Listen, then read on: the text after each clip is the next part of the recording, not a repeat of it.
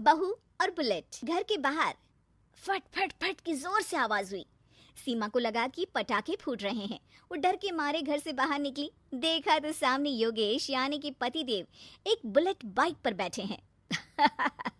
अरे डर गई क्या? बाइक लेकर आया हूँ तुम्हें घुमाने के लिए। सच में? मुझे लगा पटाखे फूट रहे हैं।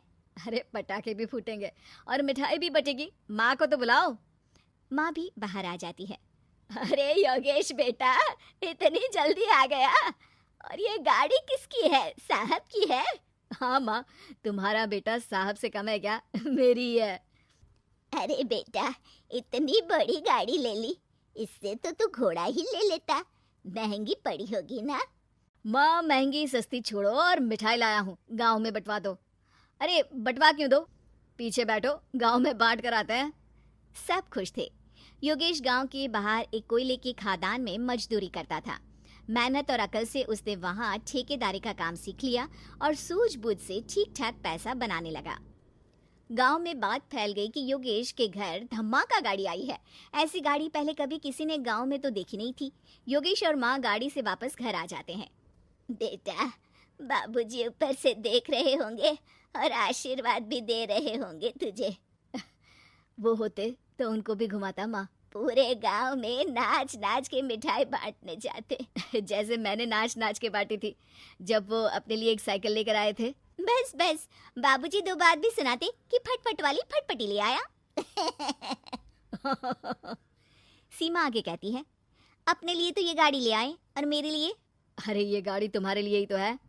पक्का मेरे लिए है? अरे पक्का तुम्हारे लिए है।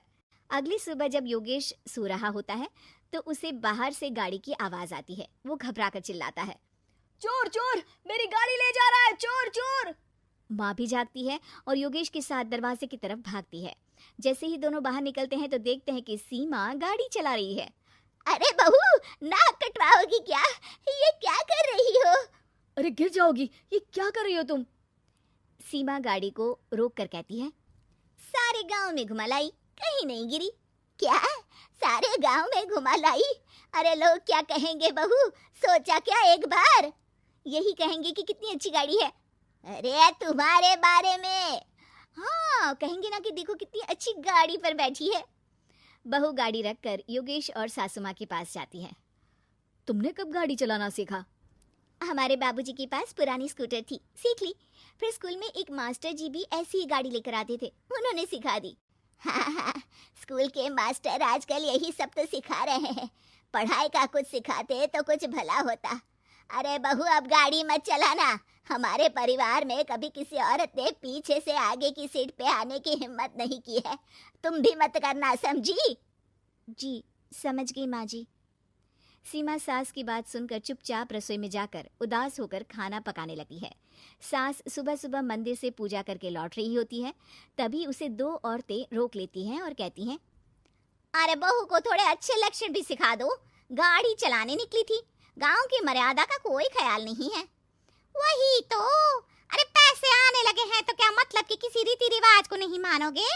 अरे समाज में रहना है तो समाज के ढंग से ही रहना पड़ता है। अरे लाज भी नहीं आई बहू को? चूल्हे चौके से निकलकर सीधे गाड़ी लेकर चौराहे चबूतरे नाप लिए, फाट फाट फाट करते हुए। अरे कुछ कह देना उसे। अरे ये क्या कहेगी, बूढ़ी सास है, इनकी थोड़ी ना चलती होगी घर में। हाँ, बहू की ही चलती होगी, मर्जी भी और गाड़ी भी। सास सब सुनकर घर आती है और बहू को चिल्ला के बुलाती है, अरे नाक कटवा दी सबके सामने गाड़ी चलाकर। औरत जात गाड़ी नहीं चलाती। शहरों में तो 4 पहियों वाली गाड़ी भी चलाती हैं और हेलीकॉप्टर, हवाई जहाज भी। शहर में थोड़ी ना रहती हो मैडम साहिबा। आज के बाद गाड़ी से ही नहीं, यूं भी निकलना बंद तुम्हारा घर से। माँ सही कह रही है, कहीं भी जाना हो तो मुझे बता देना, मैं लेकर चलूंगा। आज माँ को तुम्हारे कारण कितनी बातें सुननी पड़ी।